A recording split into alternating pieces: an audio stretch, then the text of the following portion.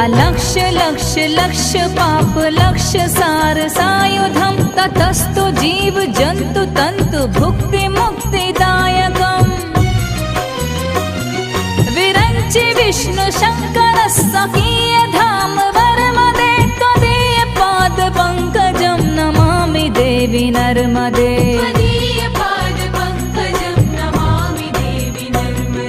Namami Devi